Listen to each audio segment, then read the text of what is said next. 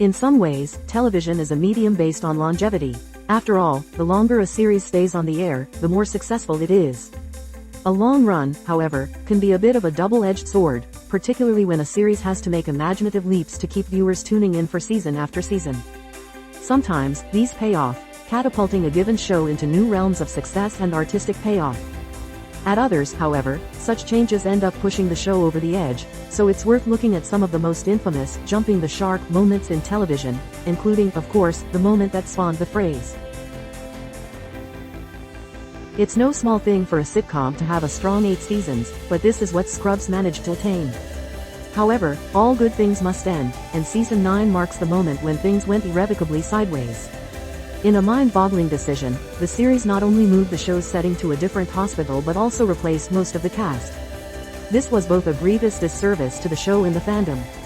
Unsurprisingly, it never really recovered from the change, and this was the show's final season. How many of the 30 most expensive films ever made have you seen?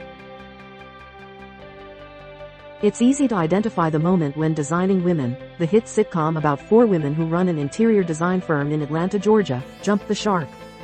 The very first episode of the 6th season marked the departure of Delta Burke, who had portrayed the feisty Suzanne Sugarbaker. Given how central she was to the series' chemistry, her departure changed the show for the worse. The subsequent departure of Jean Smart, who had played the lovable and naive Charlene, also fatally weakened the show. Not even the presence of Jan Hooks, Julia Duffy, and Judith Ivey could save it. In this era of heightened LGBTQ+ visibility in popular culture, it's easy to forget just how groundbreaking Will and Grace was when it premiered. Its central foursome of Will, Grace, Jack, and Karen were beloved parts of the TV landscape, and their dynamic was a key part of the show's appeal. Unfortunately, in the 5th season, the show introduced the Dr. Leo, played by Harry Connick Jr., and nothing was ever the same. His presence disrupted the central chemistry, and his romance with Grace put a strain on Grace's friendship with Will. So much so that they ended up not speaking to one another for years. Sometimes, it's best to leave well enough alone. 30 films that absolutely blew through their budgets. In its prime, Roseanne was one of the best sitcoms on television. Unlike many other series, it actually gave working-class families their moment in the sun, showing what it was like for blue-collar folks at the end of the 20th century.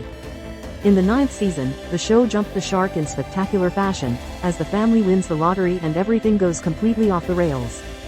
Not only that, but it's then revealed in the finale that the entire season itself was just a dream and that, in fact, Dan had died at the end of the previous season, which adds insult to injury. For a time, Ryan Murphy's Glee was one of the most popular shows on television.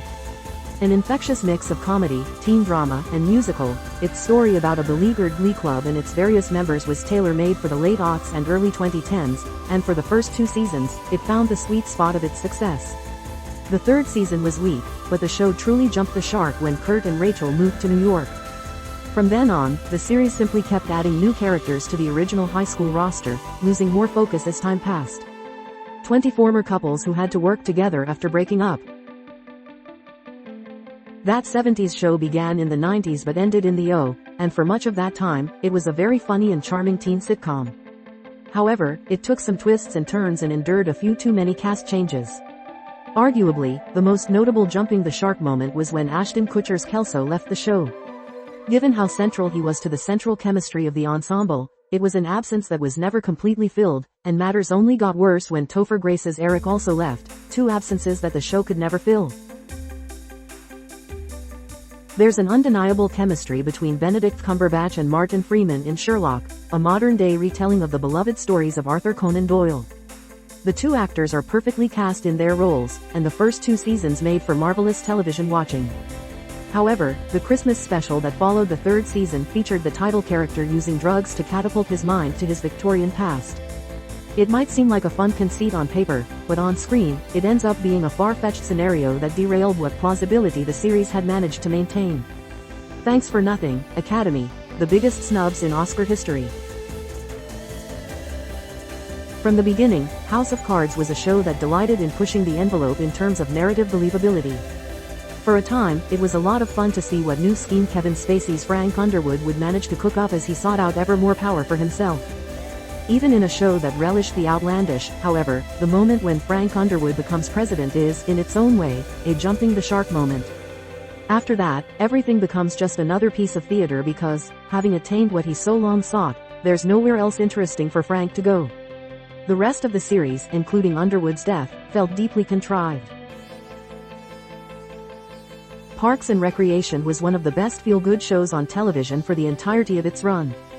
Leslie Knope and company were the type of people the audience could truly cheer for and care about, and the show hit its stride in the second season.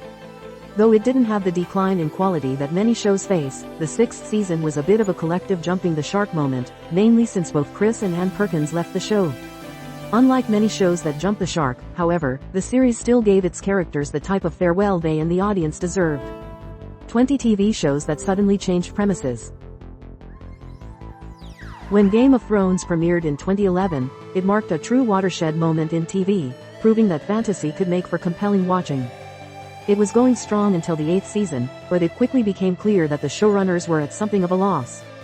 Though Daenerys' turn to madness is often seen as the nadir, the signs are there, particularly the instant when Gendry is ordered to run back to the wall, even though they are miles away. All of this was truly a shame, and these vexing moments tarnished the series' reputation for years. Like many of the other series of the 2000s and 2010s, Dexter was very much about an anti-hero. One doesn't become more anti-heroic than the title's character, a serial killer who targets other killers. It was a genius conceit, and Michael C. Hall was at the top of his game in the title role.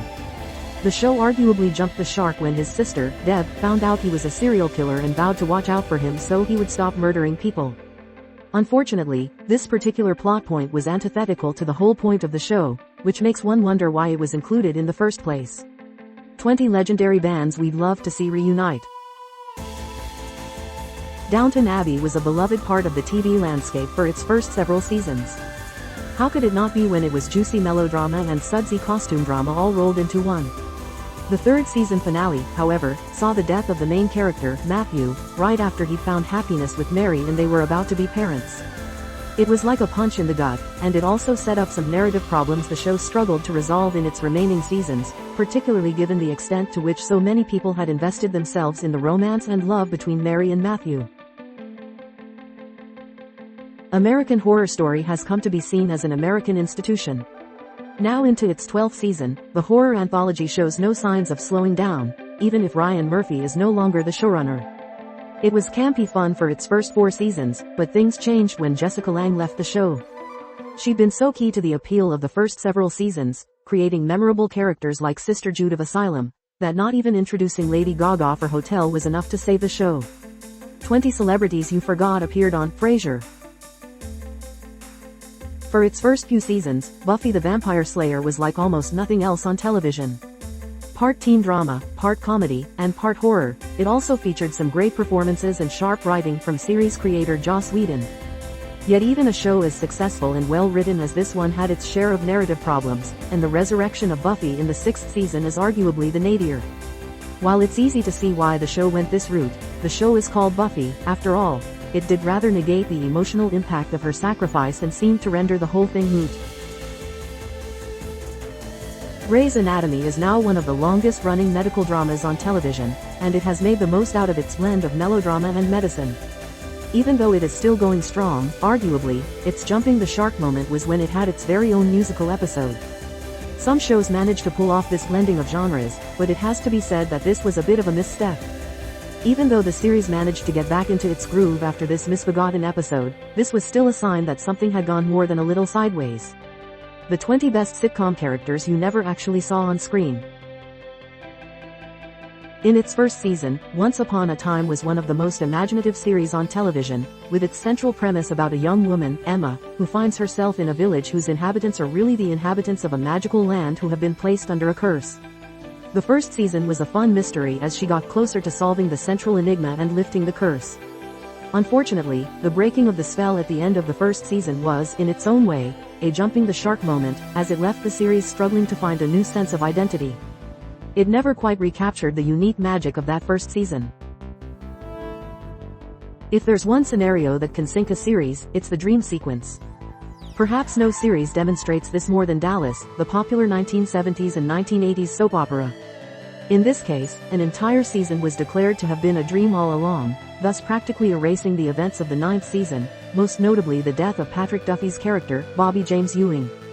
Though it was pleasant to see the return of Duffy, it's still startling to see an entire season rendered moot, and it's a creative decision that has become infamous in the history of television, and it's even spoofed in an episode of Family Guy. 20 of Hollywood's most beloved short kings. Given the many zany twists and turns that True Blood took over the course of its run, it's a bit hard to find the exact moment it seemed to run out of creative juice. The real nadir, however, was when Sookie Stackhouse, the series protagonist whose ability to read minds caused her no small amount of trouble, was revealed to be part fairy. While this was true to the novels, and while the series had introduced all manner of supernatural creatures by this point, this just started verging into the realm of the ridiculous, and the weak and undisciplined narrative choices made the problem worse. The Office has the distinction of being a successful mix of cringe and endearing, and much of its early success can be attributed to Steve Carell's brilliant performance as Michael Scott. As awkward as he was, however, he was also the connective tissue that held the cast members together, and it's not going too far to say that he was the heart of the show. However, all good things come to an end, and he left in season 7. Though the series carried on without him and was still fun, it was clear that something vital had gone out of it. One and done. 20 awesome movies we never want to watch again. It's hard to think of a more infamous moment in TV history than the one that gave birth to the term, jumping the shark. Though a beloved sitcom for much of its run, Happy Days started to run out of ideas as it went on. In the 5th season, it went completely off the rails when Fonzie, arguably one of the coolest characters ever appearing on the small screen, water skied over a shark. This has come to be understood as the moment when the show demonstrated a lack of good storytelling ideas, though it would actually continue for several more seasons.